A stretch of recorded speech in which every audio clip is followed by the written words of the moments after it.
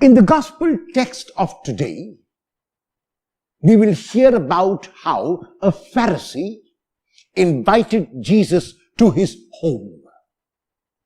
The name Pharisee means separated one.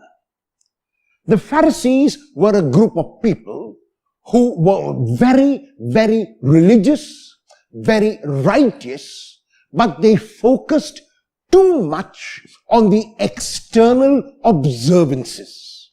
They looked at the externals more than at the internal. And because the focus was so much on the body and on the external action, they forgot the internal heart. And with that heart, unfortunately, began to make judgments and negative judgments about others. So this Pharisee invites Jesus for a meal, and Jesus goes and sits down to supper with this Pharisee, who is his host. But the moment Jesus sits down without washing his hands, the Pharisee is surprised, because the Pharisee would never eat without washing their hands. And the Pharisee thinks ill of Jesus, wondering how Jesus can be this renowned rabbi, how Jesus can be close to God when he does not follow the external observances.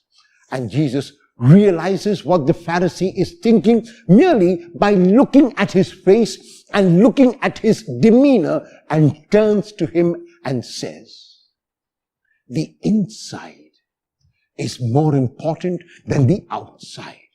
What is within a person, that is what creates the complications, not so much what is outside. For it is from within the heart that the evil thoughts, that thoughts which are negative about others, that selfishness and self-centeredness, all of these come from within a person. This is what makes a person unclean. Surely, for hygiene's sake, we must wash our hands before we eat. Surely, for hygiene's sake, we must take care of our bodies and make sure that they are clean. However, if we focus too much on the body and too much on the externals and not enough on the heart, we might be missing out on what is more important."